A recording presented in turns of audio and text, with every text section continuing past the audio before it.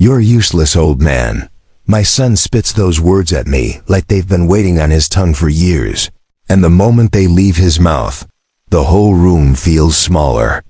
He stands there in the dim morning light, chest rising fast, fists clenched like he's preparing for a fight I never agreed to.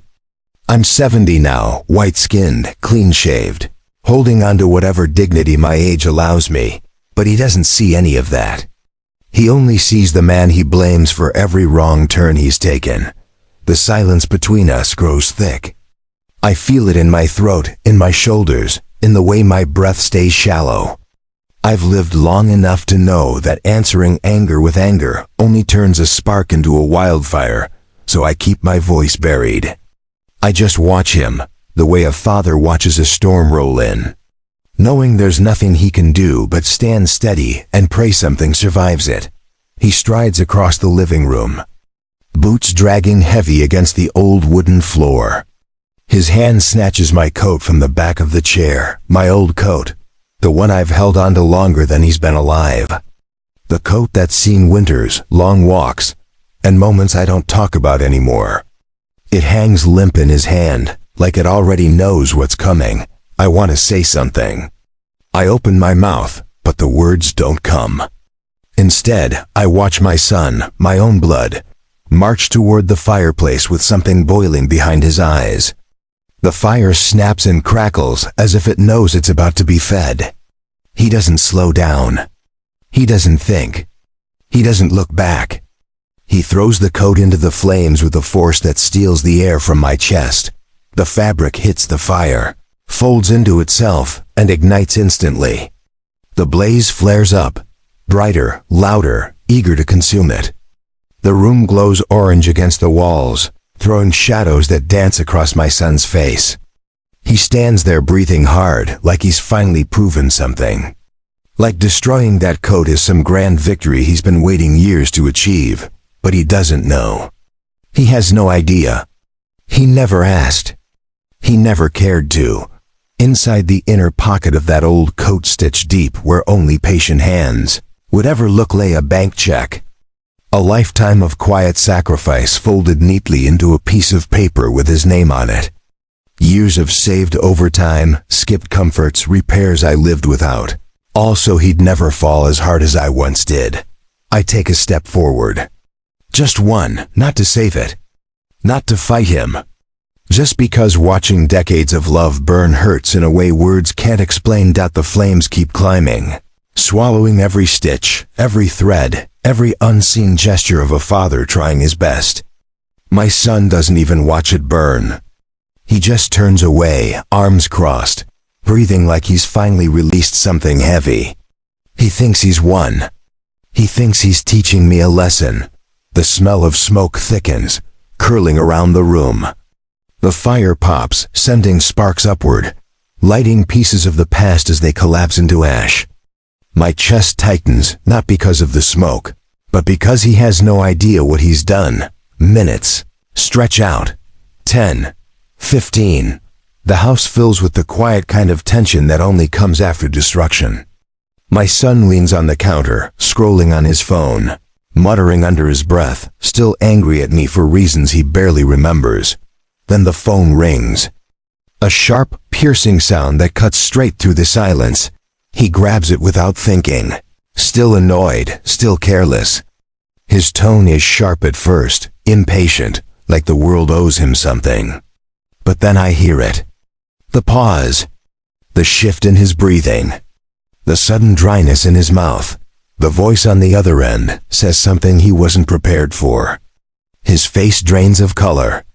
His hand starts to tremble, then it comes. A scream, sharp, panicked. The kind that twists a father's heart without mercy. 20 minutes ago, he burned my coat.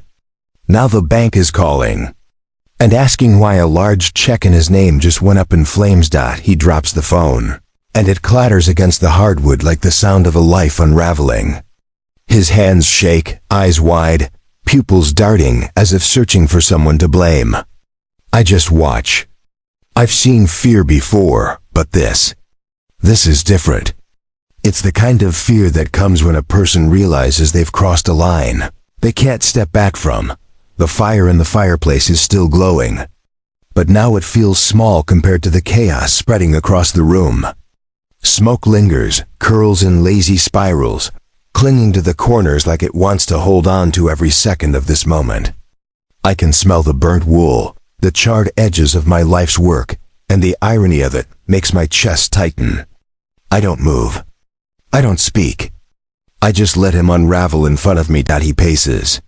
Quick steps, uneven, back and forth like a caged animal. I can hear his voice muttering, but it's broken, jagged. No, that's not possible. He stops, hand on his forehead, hair falling into his eyes. I can almost hear his thoughts racing, each one colliding with the next. All of them screaming the same truth he refuses to accept. He burned something that was meant to secure him, to give him a life he doesn't even understand yet. I step closer, carefully, not to lecture, not to threaten, but because silence has limits, and he's testing them all. My eyes meet his for a fraction of a second. I see the shock, the guilt, the disbelief. I see him realizing that sometimes life isn't about proving your anger is stronger than someone else's patience. Sometimes it's about what you've ignored for far too long. The phone rings again. I don't even need to look to know who it is. The bank.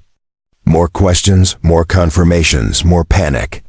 He fumbles, slamming buttons, trying to explain, trying to undo something that can't be undone. The words come out wrong. The sentences trip over themselves. I can almost hear the regret bleeding through the static on the other end. And then, the anger comes. Anger at me, at the world, at himself. He yells, throws another chair across the room, the legs scraping against the floor like nails on a coffin. I don't flinch. I've endured decades of tempests in this house. I've watched his mother storm, his siblings fight, neighbors quarrel. But this is his own storm, and I'm just the silent witness. I remember a time, years ago, when he was small, when I tucked him in at night and whispered that life doesn't have to be harsh if you take care of it. I see him now, standing in the middle of the room, hair sticking up, face pale, chest heaving. The boy I raised to be proud and strong has become someone I barely recognize in that instant. He's still my son, yes, but the weight of what he's done crushes him in ways I know I will never fully explain. Can feel the tension building like a storm ready to break. Every muscle in my body is coiled, not with anger, but with the understanding that this is the turning point. The universe has a way of balancing itself, and right now, it's making sure my son learns lessons that no words can teach. I let him yell. I let him cry. I let him fight. And quietly, I remind myself of patience, the patience that has carried me through 70 years of life.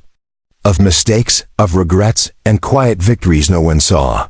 Finally, he slumps into the chair, head in hands. His phone sits on the table, the bank's voice still lingering in the speaker. I can see tears running down his cheeks, silent confessions of guilt that have no outlet. I move closer, careful not to startle him, careful not to break what little composure he has left. I kneel slightly to be at eye level, though I know he can't look at me yet. You had no idea, did you? I ask softly, the words almost lost in the room's thick smoke. He shakes his head, barely audible, a whisper of a human realizing life's harshest truths. It wasn't just a coat. I continue, voice steady, carrying the weight of decades. It was everything I ever hoped you'd have. Everything I ever worked for so you wouldn't have to beg, borrow, or steal to stand tall in this world. He finally looks at me then. Eyes wide, filled with panic, shame, and confusion. He opens his mouth, but nothing comes out. He doesn't need words. The silence between us says everything. I can see him learning, in that moment, that some lessons are burned into your life the same way that coat burned in the fireplace. You can't undo them. You can't ignore them. You can only survive them, and maybe, just maybe, understand them. And then I hear the muffled cry again from the phone. The bank has placed a hold. They're asking questions. Numbers, accounts, dates. Panic rises in him once more, and I can't help but notice the poetic justice of it. My son, who thought he could destroy me with words and fire, is now discovering that the world has a way of answering. Sometimes an echo's louder than anything a man can say. I sit down across from him, letting the quiet settle. The fire has died down to embers, casting orange shadows on his pale face. I see fear, regret, and something else, something softer, fragile, but real. Understanding. He doesn't say it yet. He won't for a long time. But I know it's there. And in that, there's hope. I lean back, rubbing my hands together, feeling the ache in my bones. The world outside is indifferent, but in this house, in this room filled with smoke, silence, and shattered pride, a lesson has been learned. One that neither of us will forget. And just as I think it might finally settle, the doorbell rings. I freeze. My son freezes. The air thickens with tension. Who could it be now? What new twist will life throw at us? And when I look at him, I realize the storm is far from over. He's not just facing the consequences of a check burned. He's facing the truth of who I am, who he is, and what family means when everything else falls away. The doorbell keeps ringing, sharp and insistent, like it's mocking the chaos inside. My son flinches, like a cornered animal, and I can see the panic twisting deeper into his features. I stand slowly, careful not to startle him further, and make my way to the door. Each step feels heavier than the last, like I'm carrying the weight of every mistake he's ever blamed on me. I open it. A man in a crisp suit stands there, holding a briefcase, eyes serious, voice polite but firm. He hands me an envelope, thick and official looking. I take it slowly, my fingers brushing the edge as if it's a fragile secret waiting to be revealed. My son comes up behind me, peering over my shoulder, eyes wide. He doesn't say anything. He knows better than to interrupt now. I slide my finger under the flap and pull out the contents. His face pales, and my heart tightens, not because I didn't know this moment would come, but because seeing him realize it is something he can't undo is almost unbearable. The check I had stitched into that coat, my life savings for him, is intact, undisturbed. The fire had missed it. A miracle, a twist of fate, a piece of karma smiling quietly in my direction. My son's knees buckle slightly. He grabs my arm, shaking. "Dad," his voice cracks. The shame, the fear, the disbelief, it's all there, tangled up in one messy knot of emotions. I don't answer. I just stand, letting him absorb it, letting the weight of what he almost destroyed settle on him like a lead blanket. He sinks into the chair, hands covering his face. I can hear him muttering apologies, barely coherent, but the words are there. The recognition that he crossed a line he cannot uncross. I feel a strange mix of relief and sorrow. Relief that the money is safe, sorrow that he had to learn this lesson so harshly. I move to the window and pull the curtain aside. Sunlight spills into the room, catching the smoke from the fire, turning it golden. The air smells of burnt wool, paper, and regret. I breathe it in, letting it remind me that life is fragile. That trust is fragile, and that sometimes people don't understand the value of what's given to them until they nearly destroy it. My son finally looks up. His eyes meet mine, brimming with tears and humiliation. I was wrong, Dad. I didn't know. His voice trembles. I see the boy I raised, the one who once held my hand with trust, who once looked at me like I was invincible, returning through the cracks of his own mistakes. I sit across from him, studying him in silence. No words, silence carries more weight than anything I could say. Every line on my face tells him a story he can't ignore. Years of patience, moments of disappointment, nights spent worrying over his future, sacrifices he never noticed. And now, all that patience has been tested, stretched, almost broken, but survived. Then he asks a question, quiet, hesitant. "Dad, why didn't you just yell or scream back? Or make me pay?" I look at him, and for a moment, the 70 years of my life condense into one single truth. Revenge isn't about destruction. It's about teaching, about letting consequences speak louder than anger ever could. The fire, I say finally, voice steady, wasn't meant to hurt you. It was meant to make you see. Sometimes the world teaches lessons for you, even when your own hands refuse to understand. And sometimes the things you think are gone forever aren't really gone. He nods slowly, tears streaking his cheeks, realizing that the world hasn't ended. That he hasn't lost everything. That his father's love, patient and quiet, has survived the fire, the anger, and the mistakes. And in that quiet, a bond that he thought was frayed beyond repair begins to stitch itself back together, thread by careful thread. But even as we sit there, recovering from the chaos, I know the day isn't over. Life has a way of testing you in layers. My son will have to rebuild trust, respect, and understanding, not just with me, but with himself. And the fire, the check, the panic, they are only the beginning of the lesson. A knock comes from the back door. My son flinches again, and I catch the shadow of dread in his eyes. I open it slowly, and outside stands a figure from the past, a neighbor, a former friend, someone who knows too much. Their expression is unreadable, but the tension in the air tightens instantly. I glance at my son. He swallows hard. Fear, guilt, regret, all of it churns inside him again. The figure speaks, voice low, deliberate. I hear there's been a situation. I feel a chill. The day of lessons, consequences, and realizations is far from over. My son glances at me, wide-eyed, searching for protection, for reassurance, for a father who has always been there, steady and silent. I take a deep breath.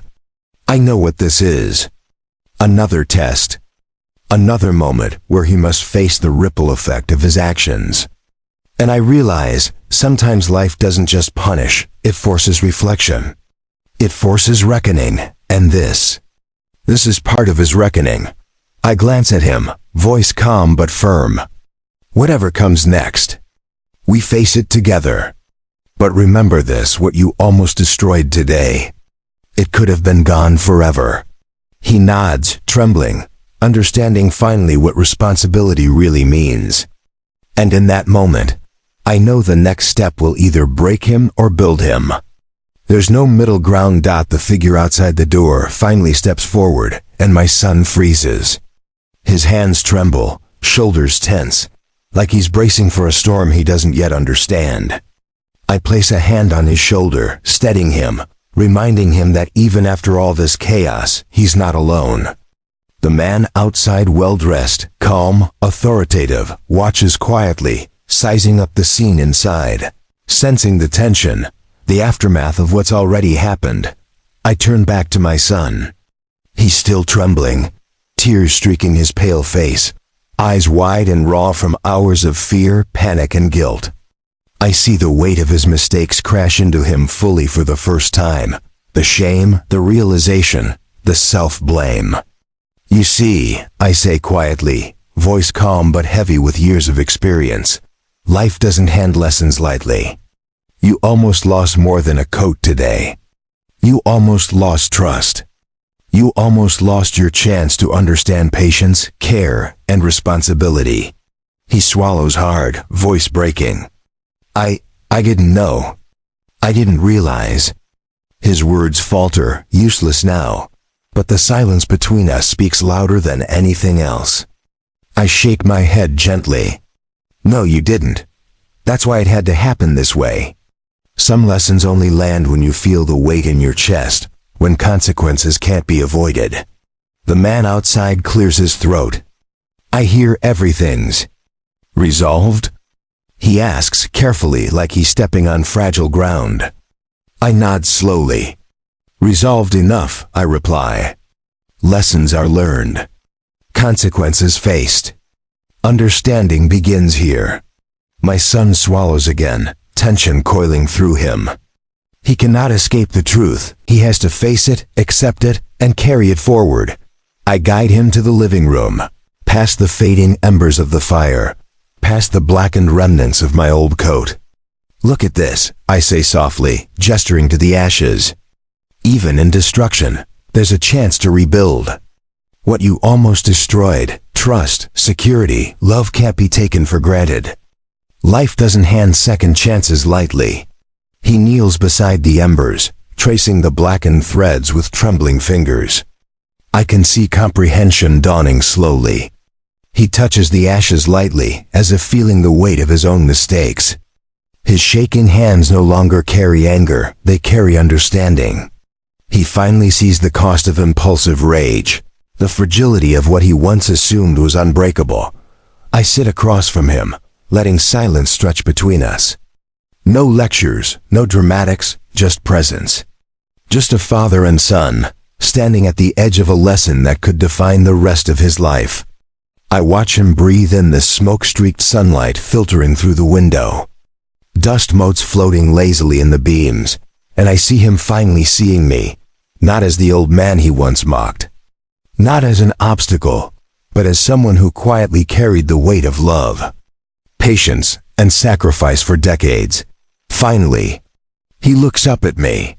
Shame is still etched into every line of his face, but now it is mixed with understanding. I'm sorry, Dad. I see it now, he whispers. The apology isn't dramatic, it's quiet, honest, and enough. I place my hand over his, steadying him. It's not just about saying sorry, I tell him. It's about carrying the lessons forward, making better choices, respecting what you're given, even when it doesn't seem important. He nods slowly, absorbing the words, the weight of them settling into his chest. I can feel a shift in him. He's learning that anger and impulsive decisions have consequences. That patience and understanding are rare but powerful. That love endures, not because it's easy, but because it waits quietly. Even through fire and storm. The man outside steps closer, finally speaking. I can see the lesson was taken seriously, he says. I nod. The storm is over. The immediate danger has passed. What remains is reflection, understanding, and the beginning of repair. I guide my son to the window. Sunlight spills in, warm, forgiving, illuminating the room that only hours ago was filled with smoke, panic, and chaos. See, I tell him softly, even after fire and mistakes, there's light. There's always light, if you're willing to learn from the ashes. He looks at me, tears still in his eyes, voice trembling but filled with honesty. I understand now. Dad, I understand. I smile quietly, no words needed beyond that. Some lessons burn slowly, painfully, but they leave wisdom in their wake. And in that quiet moment, I realize sometimes silence is the loudest answer.